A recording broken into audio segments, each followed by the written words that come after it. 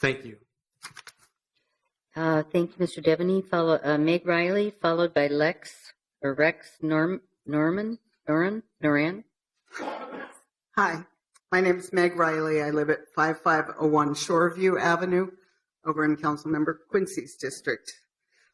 I've always felt really good paying my property taxes. You know, it feels like libraries and parks and the great quality of life of Minneapolis. And then when I look at this what each property tax dollar buys chart, which I'm grateful to have, the largest slice of the pie of my tax dollars goes to the police. 22 cents of every dollar that I pay in taxes on my property goes to the police, as opposed to, say, 3 cents for libraries. This does not make me feel good, and it doesn't make me feel good that $2 million more dollars are being added with no accountability mechanisms. I was one of many people who went to the hearings on the body cameras that this council authorized with no policy in place. And at the point which those of us there said this policy is terrible and we don't like it, we were told, well, the city council doesn't have jurisdiction anymore. All we could do was give the money and then we're done and it goes to other people that we don't elect. So this is the only place of accountability around police behavior for us. We don't elect the union of the police and we don't elect the police chief appointed by the mayor, who we do elect. So this is the point at which we say more money for police isn't going to help the city. We need to put more money into the community, into the violence prevention, the domestic violence, the mental health issues, and into the community to decide. Many of us last night went to a hearing on a giant new juvenile prison called a treatment facility, which would take millions of dollars and would not serve the youth, who, by the way, took over the meeting and described the horrible treatment that they have had in these facilities. We need to be accountable, and you are the only elected officials to hold accountability. No more money for police. Put it into the communities, please. Thank you, Ms. Riley. Lex Noren, followed by Kannan Apriori. Good evening, everybody. My name is Lex Noren. I live at 3348 Fifth Avenue South. It's good to be here with y'all. Thank you. I'm going to join the chorus of folks tonight who are calling for no new funding for the Minneapolis Police Department and supporting alternative public safety strategies, which are really what our communities need to be safer. And part of what brought me up here tonight is that in the last year, I've had two different moments where somebody that I love who's close to me is in a mental health crisis, and I need to decide what to do. And those folks are close to me, chosen family or immediate family, both of them young Black people, queer and transgender people. And in both of those situations, I was really looking at the options in front of us, and too many of them involved the police. Bringing the police in a way that I did not trust was going to keep those people I loved safe. And so I really felt like the options that we had were not the options that my folks who I love needed. I won't tell their stories because those aren't mine to tell, but my experience as a person who loves those people trying to make that decision, I don't want that to be what we have in front of us as people who live in Minneapolis. I want us to move away from a system where the only options that we have when crisis is facing the people we love are to involve the police, when so many of us have seen the videos, the stories of what happens when police get involved in mental health calls, especially with Black and brown folks in our communities. And I'm excited that we have the opportunity to support other services, other social safety nets that are really what is going to keep our folks safe. I think that Minneapolis has an opportunity to invest in those alternatives, in the kinds of alternatives that helped me when I was a teenager struggling with mental health. I never had to worry about the police. That was never on my front door in the way that it is for some people that I know and love. And so I urge us not to put new funding into the Minneapolis police and to move forward the other alternatives that we need. Thank you. Thank you. Kannan Apriori, followed by Steve Sandberg. And I apologize if I didn't finish. Oh, wow, hot mics. My name is Kannan Apriori. I live at 1827 14th Avenue South. Just moved there. But nonetheless, I am marked by the color of my skin. These bullets are discreet and designed to kill slowly. They are aiming at my children, and these are facts. Let me show you my wounds, my stumbling mind, my excuse me tongue, and this nagging preoccupation with the feeling of not being good enough. You see, these bullets bury deeper than logic. Racism is not intellectual, and I cannot reason these scars away. So I'm here to talk about two things, but really one thing. It's the history of this country. shaking right now because facts of the matter is y'all been trying to kill me since you got here. I don't trust the cops. I don't like the cops. Somebody said our current method of policing, putting a gun to my head, is the only method of policing y'all ever used. Well, I don't celebrate Indigenous Peoples Day because it's laughable when I look at what else it is that is carried out in the name of this city and in the name of the people of this city. We deserve better. We are better, some of us. I'd also like to talk about Wells Fargo, because let's take a look at it. In the past 15, 20 years, Wells Fargo has been fined upwards of $194 million. They also got bailed out $25 billion. Where do these issues connect? Well, at some point in time, another individual was kind enough to say that somebody's showing you numbers where they're lumping in threats to property as the same as threats to life. Well, I know that I've been somebody's property and been considered a threat to their life, got the cops called on me. I don't trust the cops. I don't like the cops. They are violent, and that is the end of that. But now let's take a look at Wells Fargo. They got fined for frauding people. Well, who got fired? And who retired with a nice, comfy pension? So we ask ourselves how it is that these things happen. It's the lack of vigilance here and there. I understand you think you can't control the cops. I think you need to learn to try. We're dying on the streets while you don't. My time's up, but y'all, cops ain't cool. They're thugs. They're violent. Please stop them. Steve Sandberg, followed by Emilia Hernandez.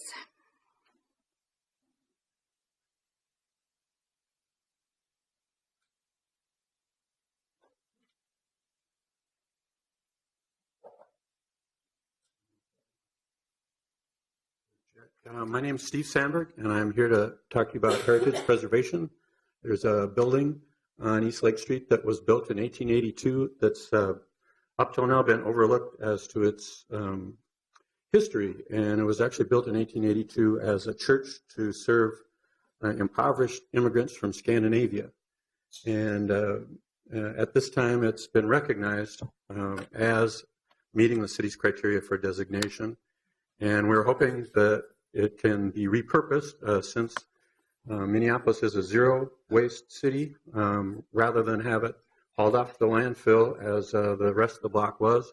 We're hoping it can be repurposed. There's a nonprofit group called Better Futures that does building deconstruction. And I'm hoping that that can occur. I'm working with my council member, Ninth Ward member, Alondra Cano, and I think she will have something for you on Friday, hopefully to help save this historic, the heritage of this building. Thank you. Oh, and on page 8 in the alley is some drawings of ideas we have for working with the school system to repurpose this building, which I'll show quickly here if I can.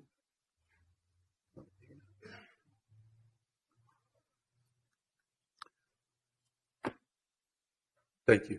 Thanks, Ms. Sandberg. Emilia Hernandez, followed by Jessica Monette. Emilia?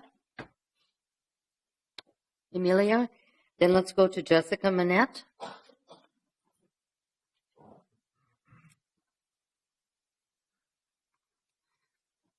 Hi, good evening, Bonjour. I'm Jessica Monette. I live at 1 Thomas Avenue South, Minneapolis, in Bernard Mar neighborhood. I just want to thank you all for allowing us to have the time to speak before you. I am also a member of the Turtle Mountain Band of Ojibwe, or Anishinaabe, back in North Dakota. And many of my relatives are actually either of legal assistance to Standing Rock Tribe or have been on the ground out in Standing Rock. And I'm talking kind of more as a general, I kind of take general issue with the lack of transparency and how both Hennepin County and then because of that, how Minneapolis has come forth with how the resources were used in enacting EMAC between North Dakota and Minnesota. I unfortunately don't have printouts with me, but I did want to draw attention to Article 6 of the EMAC, the National EMAC, which says that the state that's requesting the resources does assume liability except if there's gross negligence or accounts of abuse and neglect are concerned, which are arguably the facts when EMAC was using Hennepin County's resources. And so just as a tax-paying citizen of Hennepin County and Minneapolis, as well as a civically engaged member of my tribe back in North Dakota, I just wanted to call on perhaps speaking with, your fellow cohorts at the state level on developing a more transparent process with your constituents on how these resources are used, because I can attest right now that the way that legalese is being talked about back between tribal leadership, who is going to pay for this when Hennepin County gets sued by Standing Rock and other tribes in and around the area? And what part of this pie that we are given is that money going to come out of? Will it come out of another raise in taxes in the policing aspect? Would it come from public works? Because I'm just saying that the DAPL, or the Dakota Access Pipeline, is a question of corporate interest and personhood enacting a civil and now international war, because it is international when you include sovereign nations like tribal entities in this beg for land and for resources. And they are quite liable to sue all entities involved, and that would include Hennepin County. So I did want to ask of you to develop a more transparent process for letting us know how, when, where those resources will be reimbursed, which is what North Dakota is supposed to be doing. Unfortunately, can you wrap up, please? Yeah, sure. And just kind of, if you can come forth in the near future and possibly explaining alongside with Rick Stanek and the sheriff's offices how all of that will be explained to us. Thank you for your time. Thank you. Matt Bartholomew, followed by Lee Samuelson. Hey, thanks for letting me up speak in front of y'all. I appreciate y'all hearing everybody out. And thanks to all the community that's spoken before me and after me. I want to reiterate a lot of what I've heard already. As far as one, the police issue, we cannot keep funding systems that continue to perpetuate our racial disparities. Part of that is the police system. We need to think long and hard on how we're going to change that. And I really, from what I understand, there's some money that's going into coming up with a community engagement process. I would like to see that model. I don't know what it is, but I thought the the earn sick and safe time model was very good. Engaged a lot of people. We came up with solutions. And I don't think this is something we can be putting on the back burner. This is something we have to have. This is a conversation we have to be having right now. We have to be continuing to have. And I just really hope you're feeling the pressure on that, because that's going to continue. The second part is Wells Fargo. We need to divest from that. It's a very complex system, which leads to where we've landed. And there are very specific bad players, and one of those bad players is Wells Fargo. You see stories come out in the news. You see the fact that they're funding the Dakota Access Pipeline.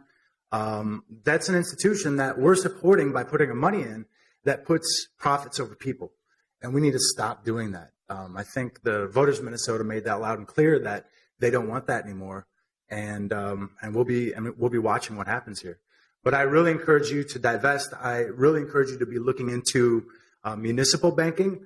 I think that's an excellent opportunity to put money into our community, to keep money in our community, to bring money to small businesses and all kinds of other initiatives that we really need, a lot more than putting money into the CEO and the shareholders of Wells Fargo. Thank you. Thank you, Mr. Bartholomew. Lee Samuelson, followed by Beth Black.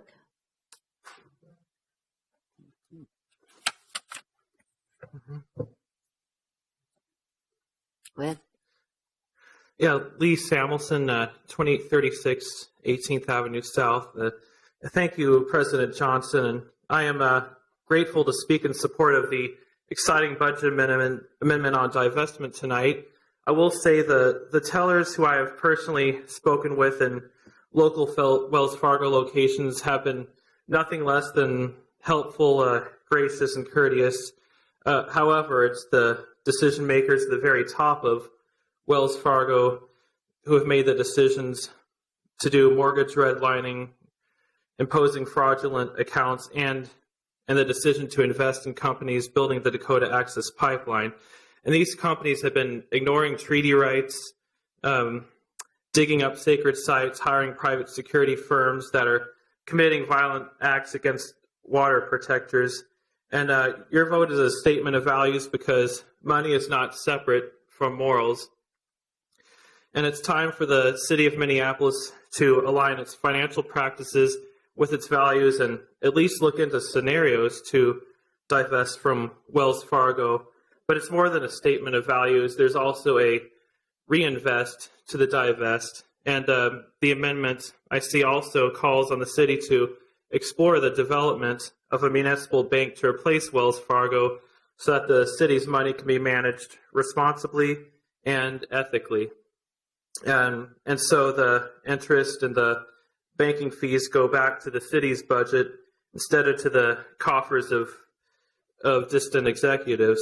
And a lot of us here are anticipating a federal government and many state governments where the values of climate justice and human dignity will come under attack. So elected officials on the local level, particularly in large cities, owe it to future generations to fight fiercely for these values and to lead by setting inspiring examples. I look forward to hearing discussion among council members and learning some things that I may not yet know. However, this vote will help us identify who is ready to take bold action on equity and versus who might be siding with the big banks.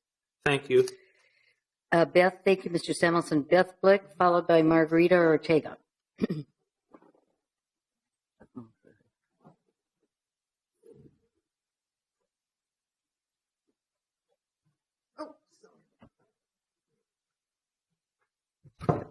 Yeah, I'm going to say exactly the same thing as I did last week.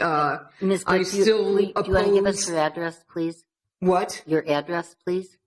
I'm not going to give out my address. Okay, I that's fine. refuse to do that. I still oppose the hiring of extra police. It's already been proven that it's not helping anything, throwing more money at the problem, which has proven to be racist and ableist, especially, for people with mental health disabilities is not helping. I've gotten to where I don't trust the police myself. And, when I'm riding on the green line, I myself get scared of police. And, and I think that that this whole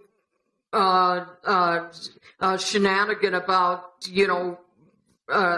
whether or not to hire more is pretty stupid. We're wasting our time and our energy, and we need to keep more money out of having more metrodomes.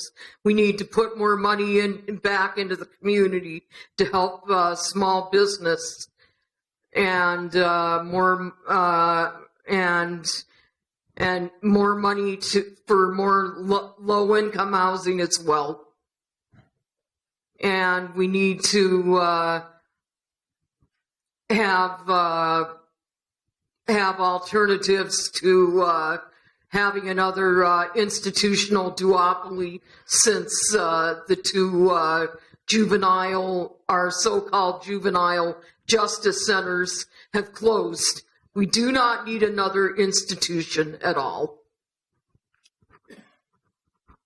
So, I'm here to say no to more police. As it is. Can Are you finished? Yes. All right, thank you. Margarita Ortega, followed by Kerri J Aspinwall. Hi, my name is Margarita Ortega. I am a Little Earth resident. Little Earth is located on 25th and Cedar. I was born and raised there. I am currently serving as vice chair of the East Phillips board. Right now I'm speaking as a Little Earth resident. When we talk about investing in police officers, I have no feud with the police. I have been working with the police for over 2 years, trying to help with the crime and safety. But if we do not invest in our community, then what I have learned working with the police is that they both need to work together. If we don't have community and police together, then we're never going to get rid of this crime. We need to be able to work both hand in hand. We need to invest in the community. We need to make sure that we keep our roots strong where we're at. I have, along with many other residents, have been working effortlessly, trying very hard to build relationships with the police officers, with the inspectors, with everything we can to try and make a partnership. And that's been my goal these past couple years, is just building partnerships.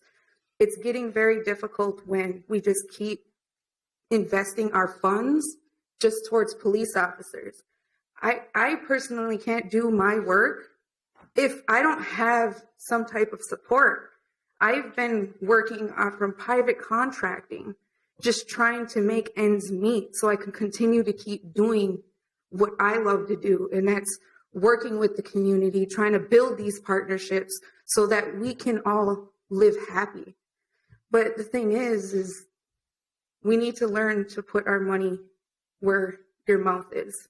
And I want to thank you for our conflict resolution that we had with Standing Rock. I know every single one of you had supported that. And I thank you, and I hope we keep that momentum going and we move forward and we stand with Standing Rock and continue to do that as a city. Thank you. Thank you. Kerri J Aspinwall, followed by Patty OKeefe. Good evening. My name is Kerri J Aspinwall, and I currently serve as a special projects consultant for Little Earth. I currently coordinate and implement all their crime and safety initiatives there at Little Earth. We are here to support and ask for your support to the mayor's recommendation on the collaborative public safety strategies that she mentioned in her proposed 2017 budget. Little Earth, as you know, is comprised of 212 units, of which are 7 clusters and 3 apartment buildings, 1 dedicated specifically for elders. We have at any given time 800 to 1,000 Native residents on property on campus. Currently, we are the one of 2 of the largest concentrations of crime in the 3rd precinct. Marguerite talked about partnerships. The Little Earth community has been creating these very strategic community-based partnerships to address these really critical issues of crime and safety. The reality is shots fired, heroin overdoses, and gangs that control all of this whole scenario. We become the audience. Sometimes we get involved. Unfortunately, some of our children become involved. We've been working on partnerships specifically with each of our residents. Currently, we have, through a partnership with the Burn Grant, a team, community safety champions. Each of those 12 members are specifically directed to work with the clusters. They're there meeting and greeting and talking, sharing information with the residents of the Little Earth community. Important work. They have to know each of those residents, and the trust that's built is significant. We also have partnerships with law enforcement. Critical, necessary. They're supportive. They're asking for our help. The chief has come down to our neighborhood asking, help us.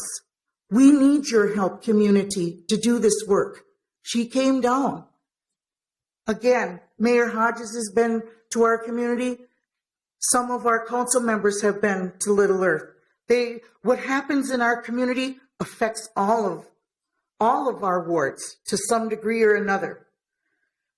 We're also in partnership with adult probation, with the judicial system.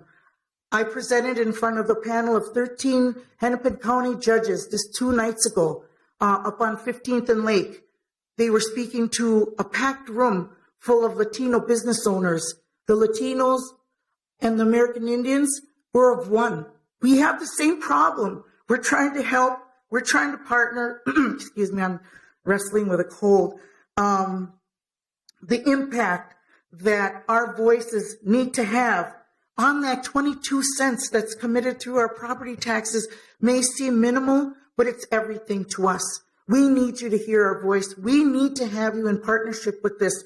Our police, we certainly do need to have a few extra officers, but through a community partnership, we can direct how those dollars are spent. They can work with us to say, okay, we're going to be on 24th and Bloomington between 4 and 8 p.m. We'll report back to you, community. How many arrests? What were the arrests? Were these people chronic offenders? Are they going to show up on our court watch sheet? So we've built this community safety net very intentionally, very strategically. In order to have this continue, we need your support. We need those resources. And I know from working from the north side as well, we need it over there as well. I thank you. It's good to see all of you. And I'm out in the trenches doing what I love. Thank you. Thank you. Patty OKeefe, followed by Bianca Zyk. Hi, my name is Patty OKeefe. I live at 2525 Emerson Avenue South. Thanks for allowing us the chance to speak to you all today. I wanted to speak to 2 things regarding the budget. The first being that I wanted to speak out against allotting millions for hiring additional police staff. It's not increasing the quantity of police officers that's going to make our residents feel safer. It's addressing the implicit bias and racism that is imbued in our police force and earmarking budget funds to increase accountability and training and to make sure that mental health professionals are handling scenarios that are suited to their professional skill sets rather than police officers. Second, I'm here to ask you to make a decision to divest from Wells Fargo and instead invest city funds into a municipal bank. For the last 4 years, I have been working, supporting campaigns of people that are trying to get their institutions to divest from fossil fuels and supporting that movement. And the more I've learned about our financial system and how it works, the more I understand that big banks like Wells Fargo, like fossil fuel companies, are complicit in the poisoning of our water, of our air, of our communities, and are drivers of climate change. And that's evident in the projects that Wells Fargo finances and the companies that they give loans to. And so one of those projects Wells Fargo is financing is the Dakota Access Pipeline. So they are giving the builder of the pipeline, Energy Transfer Partners, money, and Energy Transfer Partners has aided in the crackdowns against peaceful water protectors. They've ignored calls to respect native sovereignty and have dug up sacred burial sites. I do not want my city associated with institutions that are enabling violence and violations of human rights and ecological health. That's embarrassing to me, and it makes me sad and angry. And just so you know, I currently have Wells Fargo. I have a checking account with Wells Fargo. I'm going to be going and closing that down tomorrow. And so I'm hoping that the city can do the same and put our money where it counts and where it matters and what's going to help make our communities better. Thanks. Thank you.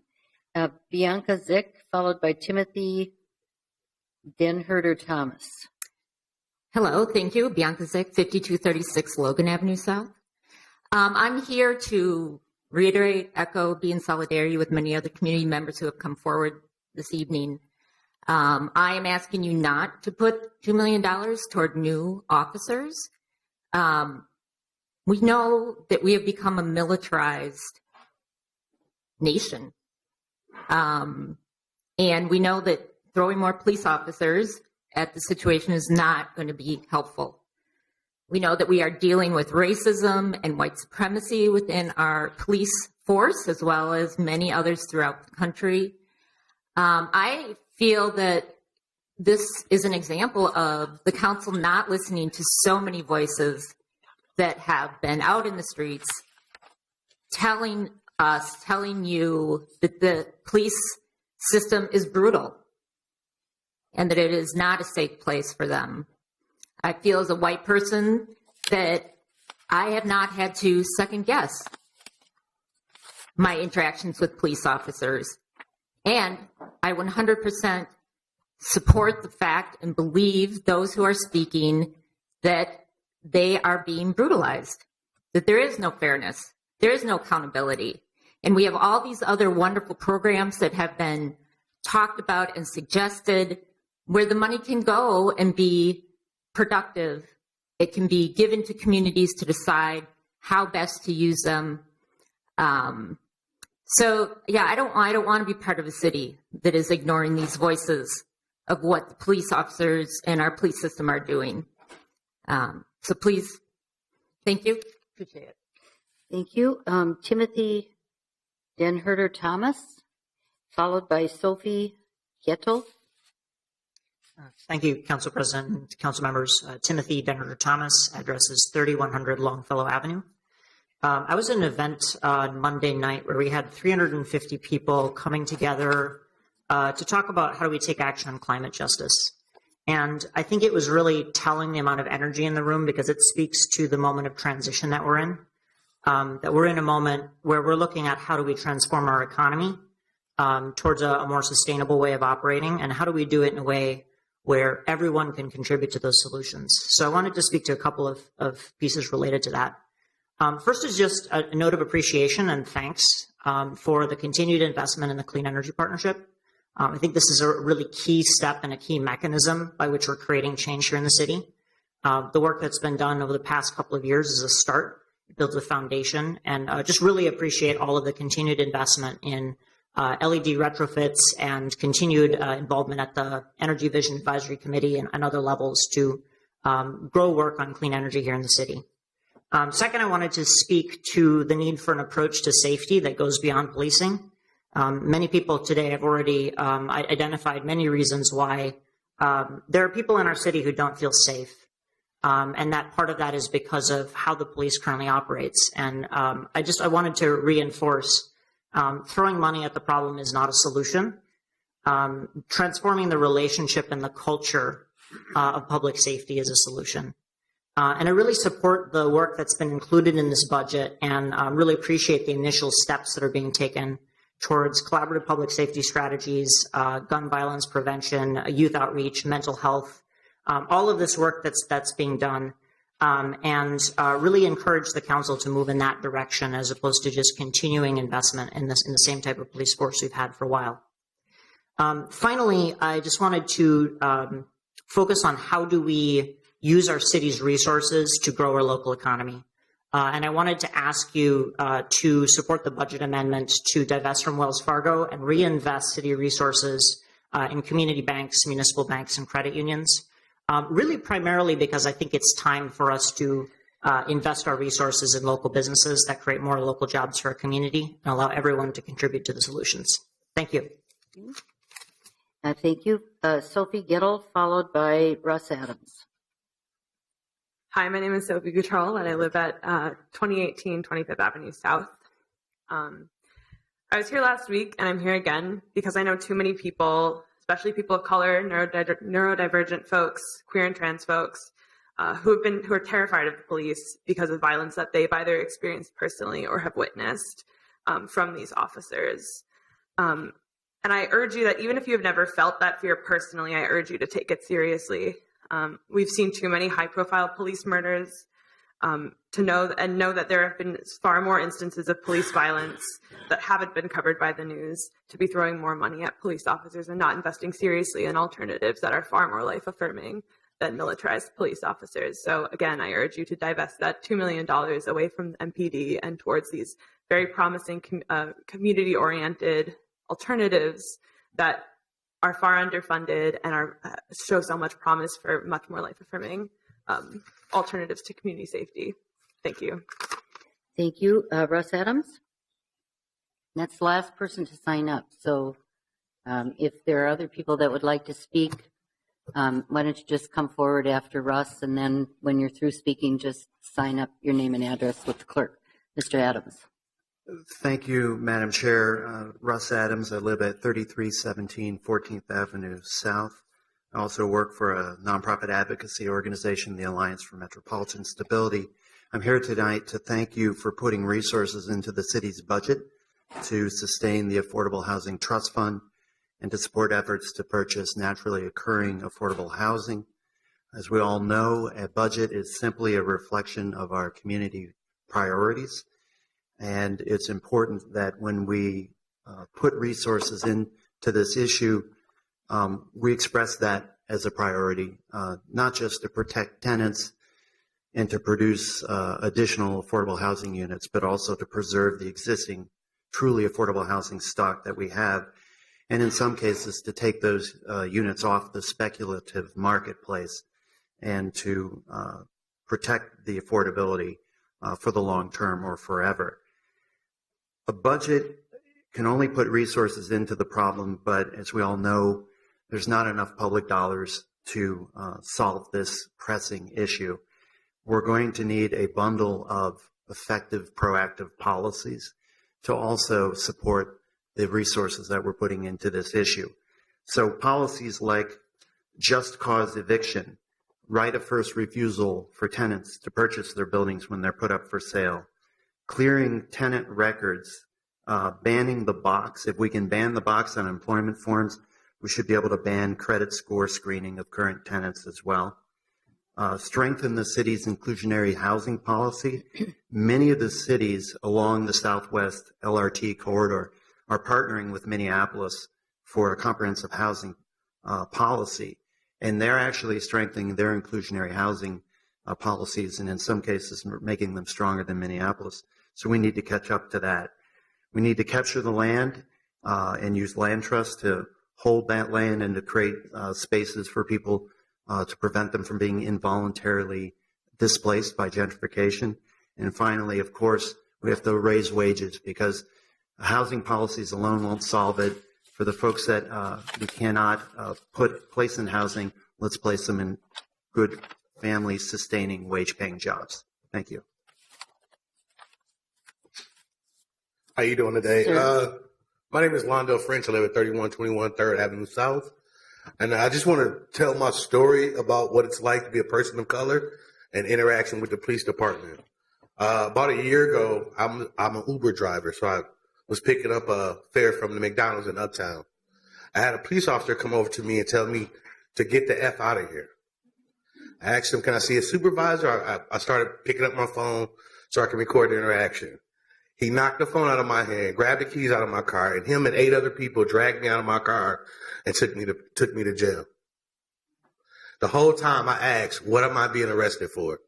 I asked 50, 60 times, what am I being arrested for? What am I being arrested for? What am I being arrested for? I was picking up fares at McDonald's. I was arrested for trespassing. That's the interaction between the Minneapolis Police Department and black folks in this city. Out of the 850 cops, roughly, in this city, less than 50 of them live in this city. How do you think they treat the people in this city that look like me? How do you think and you want to spend $2 million more for the same type of people that abuse me? And no one did anything about it. I went to internal affairs. No one did anything about it. No one cares. So I see all these people that get up here and they talk about the system. None of those people are affected like people like me. And I want you to do something about it. And I want you to think really, really hard where that $2 million could go instead of putting more cops on the street abusing people like me. That's what they do. They're abusers. I'm not saying all cops are bad, but there's a system.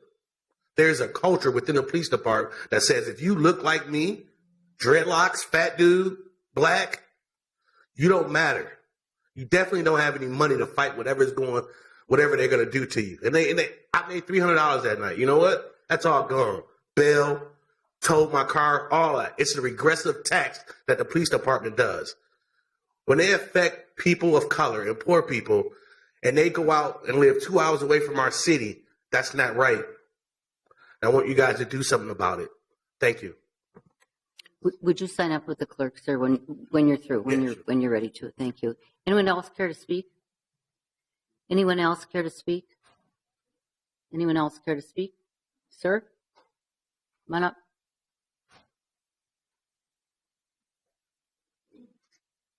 Hello? Hi, sorry I'm late. All right. I'll check in with the clerk after this. Okay. Your name and address, please. Hi, my name is Fain Maxwell. It's ThaneMaxwell. I live on 23rd Avenue in South Minneapolis. I work for an organization called Honor the Earth. We're an indigenous environmental group. And I've been living out at the Standing Rock encampments since late July, fighting the pipeline there. I've gone to jail for that. I'll probably go again. Watch my friends go to jail. Watch my friends get beaten, attacked, tortured, put in dog kennels. You're seeing the media coverage. You know what's happening out there. We really appreciated the resolution in support of the resistance there that you all passed earlier this summer. I just wanted to speak a little bit about the larger story of what's happening with Wells Fargo so that you understand sort of the broader picture of that divestment campaign, which Honor the Earth is one of the groups calling for that international campaign.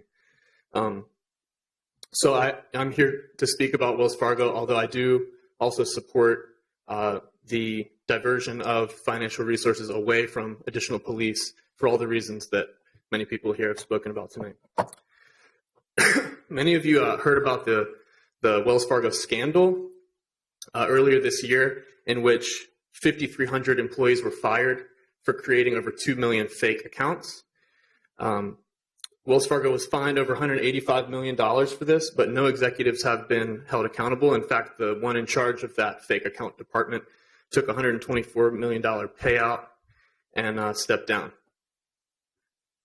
In response to that, Seattle canceled a $100 million bond financing deal with the company. The city council in Chicago divested from Wells Fargo. The state treasurers of Illinois and California both took similar divestment actions. The cities of Sacramento and Portland both at least considered it. I'm not sure what happened with their resolutions. So there's already been a massive push from local jurisdictions to divest from Wells Fargo. That push from local cities, local jurisdictions is continuing now. There's a similar resolution to the one in front of you tonight in the city of Portland, introduced by Councilmember Sawant, which I hope will pass. So some of the other pieces of the campaign that's happening here. You have 2 minutes. I have 2 and minutes. your 2 minutes are up. So I have 2 more minutes, or I have 0 minutes? You had 2 minutes. You had 2 minutes. Mm-hmm. Everybody gets 2 minutes. So I'm sorry. It seemed like you just need to wrap up. You just need to wrap up. That's all. Okay. Well, here's my message: is that you all have the power to change the world, right? This is an enormous campaign, an enormous movement. We haven't seen anything like this in my lifetime. I don't know if we ever will again. If Minneapolis moves on this, other cities will follow. We are targeting 17 different banks funding this pipeline, but Wells Fargo is vulnerable. So you all have an opportunity here to do something. The Navajo Nation is threatening to divest from Wells Fargo.